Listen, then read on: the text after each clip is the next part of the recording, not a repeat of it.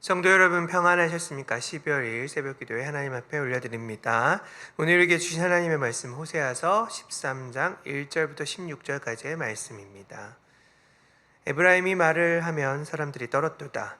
그가 이스라엘 중에서 자기를 높이더니 바알로 말미암아 범죄함으로 망하였거늘 이제도 그들은 더욱 범죄하여 그 은으로 자기를 위하여 우상을 부어 만들되 자기의 정교함을 따라 우상을 만들었으며 그것은 다 은장색이 만든 것이거늘 그들은 그것에 대하여 말하기를 제사를 드리는 자는 송아지와 입을 맞출 것이라 하도다.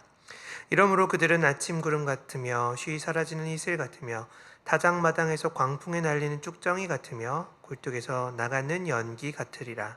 그러나 애굽 땅에 있을 때부터 나는 내 하나님 여호와라. 나밖에 내가 다른 신을 알지 말 것이라. 나 외에는 구원자가 없느니라. 내가 광야 마른 땅에서 너를 알았거늘 그들이 먹여준 대로 배가 불렀고 배가 부르니 그들의 마음이 교만하여 이로 말미암아 나를 잊었느니라.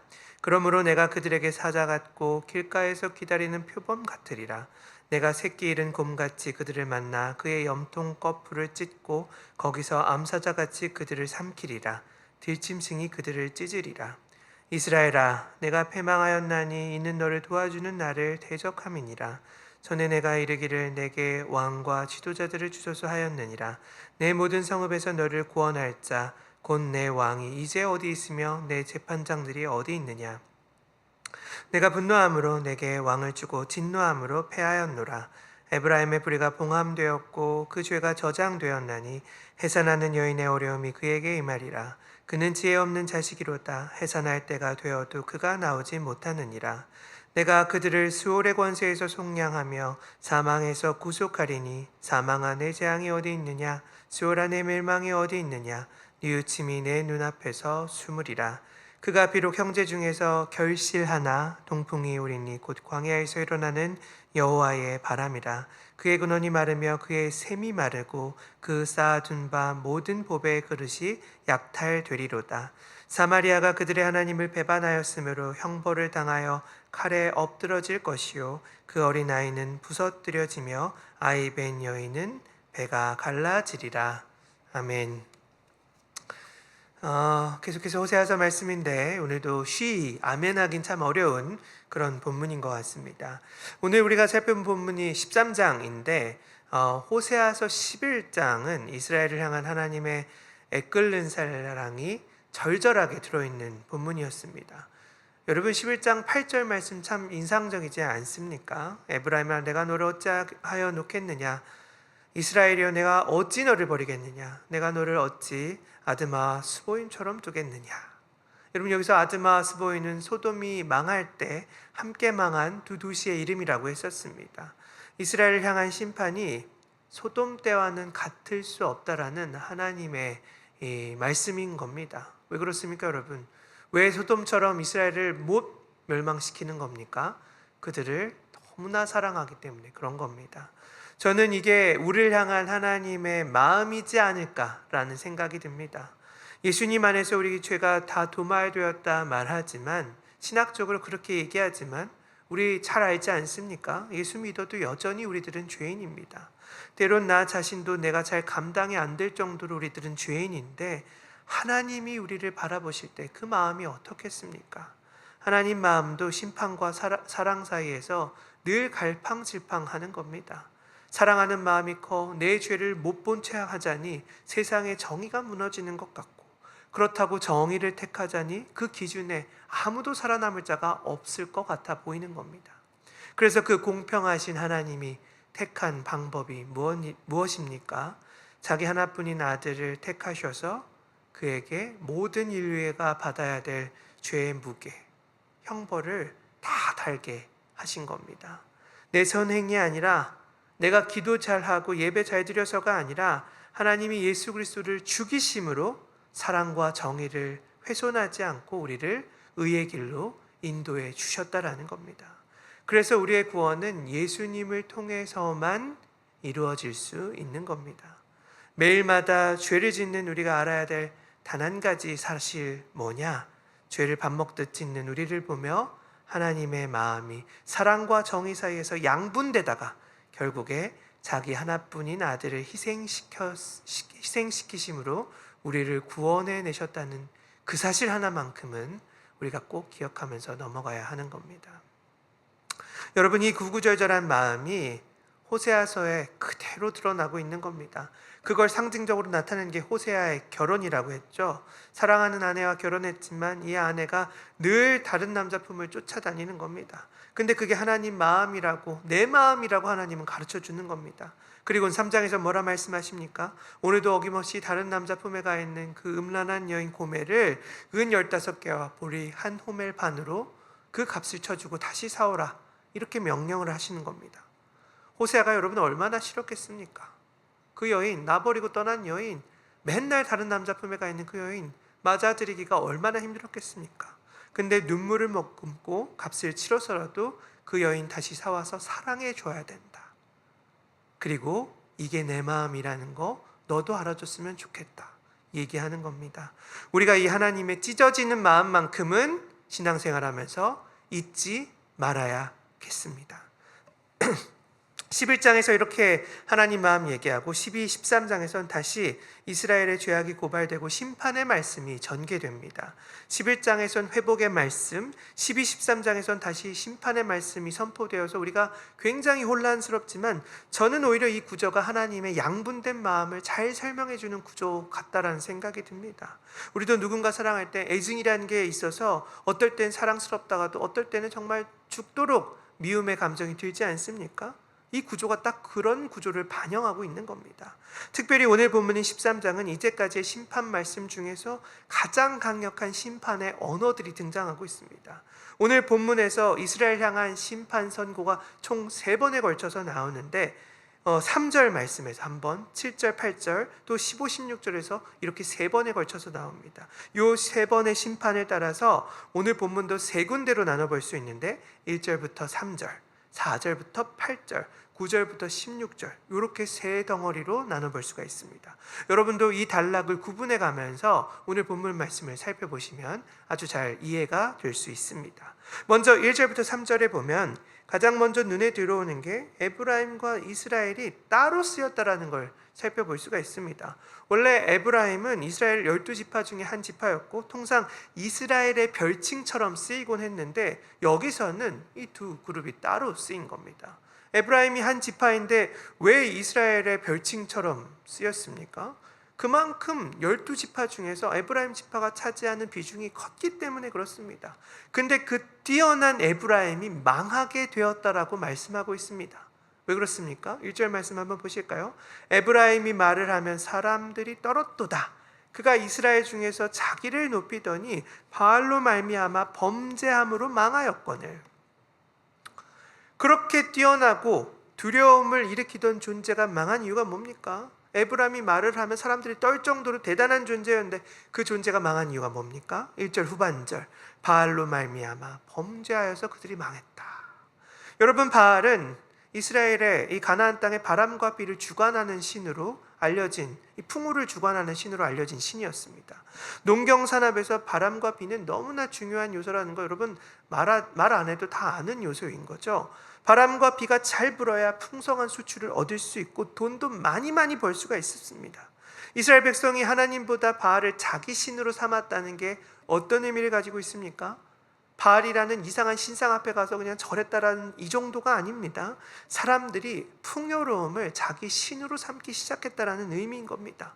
여러분, 인간 생활에서 돈이 정말로 중요하지만 그게 목적이 아니라 내 신이 되는 순간 인간 영혼은 반드시 타락하게 되어 있습니다. 더 많은 돈을 벌기 위해서 존귀한 사람을 수단으로 삼기도 하고 더 많은 이익을 남기기 위해서 불법적인 일들을 막 조장하고 저지르기도 하는 겁니다. 그게 여러분 호세아 12장에도 잘 나타나지 않습니까? 상인들이 거짓 저울을 그냥 일상적으로 사용하는 겁니다. 돈이 신이 된 사람들에게 이웃사랑이며 약자 섬김이며 하나님의 율법이 눈에 들어올 리가 만무했던 겁니다. 그래서 그들이 어떤 행동을 하냐? 2절에 보면 은을 가지고 송아지 같은 우상을 만들고 거기에다 절했답니다. 3절에 보면 이런 행위들을 보는 하나님이 한탄하시는 장면이 나옵니다. 이러므로 그들이 아침 구름 같으며 쉬 사라지는 이슬 같으며 타작마당의 광풍에 날리는 쭉정이 같으며 굴뚝에서 나가는 연기 같으리라. 아침 구름, 이슬, 사실 이거 여러분 6장에서 이미 한번 쓰였던 이미지입니다. 너희들의 인애가 아침 구슬이나 아침 구름과 이슬과 같도다. 근데 오늘 본문에서는 이 두 이미지 말고 두 개의 이미지가 더 추가되는 겁니다. 타작마당에서 광풍에 날리는 쭉정이, 굴뚝에서 나가는 연기, 둘 다 공통점이 무엇입니까? 쉬 사라진다라는 특징을 가지고 있습니다. 필요할 때만 주님 찾고 필요 사라지면 주님 사랑 잊어버리고 이런 겁니다, 여러분. 그러나 하나님은 어떤 하나님이 되어주시냐? 여러분 4절부터 쭉 한번 보십시오. 4절 말씀, 애굽 땅에 있을 때부터 나는 내 하나님 여호와라. 나 외에는 다른 구원자가 없다. 5절, 내가 광야 마른 땅에서 너를 알았거늘. 6절, 그들이 먹여준 대로 배가 불렀고 배가 부르니 그들의 마음이 교만하여 이로 말미암아 나를 잊었느니라. 그들이 배가 불렀는데 배가 불러서 마음이 교만해지고 결국엔 나를 잊었다라고 얘기하고 있는 겁니다. 애굽 땅 광야, 이때 이스라엘 백성들이 참 어려운 때였습니다. 그때는 하나님 외에는 다른 구원자가 없네요. 이거를 명확하게 깨달으면서 하루하루를 살아갔었는데 등 따숩고 배부르게 되자 그들이 어떻게 되냐? 교만하여지더니 마침내는 하나님을 떠나게 되었다라는 겁니다. 여러분, 어느 신학자가 그런 말을 했습니다. 사람은 쓰는 도구가 바뀌면 신조차 바꿔버린다. 좋은 차 타고 좋은 아파트에 살고 여러분 좋은 것들을 향유하는 것 결코 나쁜 일이 아닙니다만 인간의 못된 습성 중 하나는 그런 풍족함 속에서 하나님을 놓고 산다라는 겁니다. 입으로는 여전히 주님을 믿는다라고 말할 수 있지만 그 삶의 내용을 보면 더 많은 풍족을 누리기 위해서 신조차 이용하는 삶을 그들이 살더라는 겁니다. 그래서 또 다시 한번 무서운 심판이 예고가 됩니다. 7절 8절 볼까요? 내가 그들에게 사자, 표범, 새끼 잃은 곰처럼 그들을 대할 거다. 아주 무시무시한 언어들이 여기에 쓰였습니다. 9절부터 16절까지는 왕과 권세자를 구하며 하나님을 등진 이스라엘 백성 이야기가 나옵니다. 9절에 보면 이스라엘의 진짜 도움은 하나님이신데 너를 도와주는 나를 대적하다, 이렇게 하나님께서 말씀하시면서 그들이 실상 의지했던 대상이 누구인지 하나님이 명확하게 일러주는 장면이 나옵니다. 그들이 누구를 의지했습니까? 10절 말씀 한번 볼까요? 전에 네가 이르기를 내게 왕과 지도자들을 주소서 하였느니라. 내 모든 성읍에서 너를 구원할 자 곧 내 왕이 이제 어디에 있으며 내 재판장들이 어디 있느냐. 여러분, 이스라엘은 참 특이한 국가입니다. 하나님은 가나안 땅에 이스라엘 나라를 세우실 때 하나님이 왕이 되시는 나라를 건설하고자 하였습니다. 그러려면 없어야 될 게 무엇입니까? 하나님이 왕이 되셔야 되는데 없어야 될 게 그럼 뭡니까? 이 가시적으로 보이는 왕이 없어야 됐습니다. 그래서 가나안 땅에 입성한 뒤 초반을 보면은 이스라엘은 여타 고대 군동 국가들과는 다르게 왕이 없었습니다. 대신 있었던 게 누구였습니까? 사사들만 존재했습니다. 사사라는 말 재판관이라는 뜻인데 백성들의 시시비비를 가려주는 누군가 하나는 필요하니까 사사 한 사람 세워주고 전쟁과 같은 특수한 상황에서만 군 통솔권을 갖는 사사 중심 제도를 그들이 취했던 겁니다. 근데 사무엘 사사 시절 어떤 일이 벌어집니까? 이스라엘 백성들이 우리에게도 왕을 달라, 우리에게도 왕을 달라 시위하는 장면이 거기에 나옵니다. 다른 국가들은 카리스마적인 왕이 전면에 서서 부국 강병에 나가는 걸 이스라엘 백성들이 시기하고 부러워하는 겁니다. 그때 사무엘이 이 얘기를 하나님께 아뢰는데 하나님이 뭐라고 합니까? 사무엘에게 저건 너 버린 거 아니다, 저건 나를 버린 거다, 이렇게 말씀하십니다. 그리고 여러 조건들을 붙이면서 결국에는 왕을 세워주시는 걸 살펴볼 수가 있습니다. 그 얘기가 11절에 나오는데 거기 뭐라고 말하냐? 하나님이 왕을 준 걸 진노함으로 패하였도다, 이렇게 나옵니다. 왜 그렇습니까, 여러분? 그 세워진 왕들이 앞장서서 하나님으로부터 멀어지는 여러 악행들을 조장하고 다녔기 때문입니다. 나라의 바알 신앙을 조장하기도 하고 장려하기도 하고 부국강병이라는 미명 아래 사람들을 동원해서 왕궁 짓고 건설하고 이런 일들을 마구마구 해낸 겁니다. 전쟁이 일어나면 병사를 사람으로 삼아가지고 투입하고 이런 일들을 마구마구 해온 겁니다.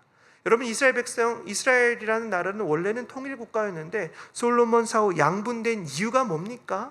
백성들이 노동력 징발을 좀 줄여달라고 솔로몬에게 요청했는데 안 줄여준 게 원인이었습니다. 통치자들이 하나님 정신을 다 훼손했던 겁니다.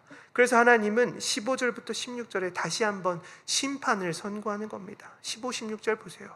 심판의 내용이 무서워서 제 입에 담기도 무서울 정도로 그런 심판의 예고가 다시 한번 선고되고 있는 겁니다. 사랑하는 여러분, 엄밀한 의미에서 무신론이라는 건 없습니다. 하나님을 내 신으로 삼지 않으면 우리는 다른 것들을 신으로 삼기 마련입니다. 그게 돈이든 그게 권력이든 혹은 내 자신의 아니든 그게 신이 되는 겁니다. 이스라엘 백성들은 하나님을 떠나면 자유로울 것 같았지만, 풍요로울 것 같았지만 바알로 대표되는 풍요를 자기 신으로 삼고 결국에는 율법을 저버리고 하나님을 떠났습니다. 그렇기에 하나님은 자기 백성에게 사자가 되실 수밖에 없었고, 표범이 되실 수밖에 없었고, 새끼 잃은 곰이 되실 수밖에 없었다. 오늘 본문이 우리에게 증언하고 있는 겁니다. 오늘 나는 무엇을 나의 신으로 삼고 있는지 오늘 본문을 빗대어 고민해 보셨으면 좋겠습니다. 쓰는 도구가 달라지면 신조차 바꾼 것은 아닌지 오늘 말씀을 가운데 여러분들 성찰하시면서 주어진 하루 더욱더욱 믿음으로 살아내는 저와 여러분들이 되시기를 우리 주님의 이름으로 간절히 축원합니다. 함께 기도하겠습니다. 사랑하는 하나님, 바알을 섬기며 풍요와 물질을 신으로 삼았던 이스라엘처럼 우리도 종종 주님보다 세상의 것을 의지하며 살아가고 있음을 회개합니다. 우리의 삶 속에서 주님만이 참된 구원자이심을 잊지 않게 하시고 하나님의 사랑 기억하며 오직 주님을 나의 주인으로 모시며 오늘도 주어진 인생 살아가는 저희 모두가 될 수 있게 하나님 저희들 붙들어 주시옵소서. 감사드리며 존귀하신 예수님의 이름으로 기도 올리옵나이다. 아멘.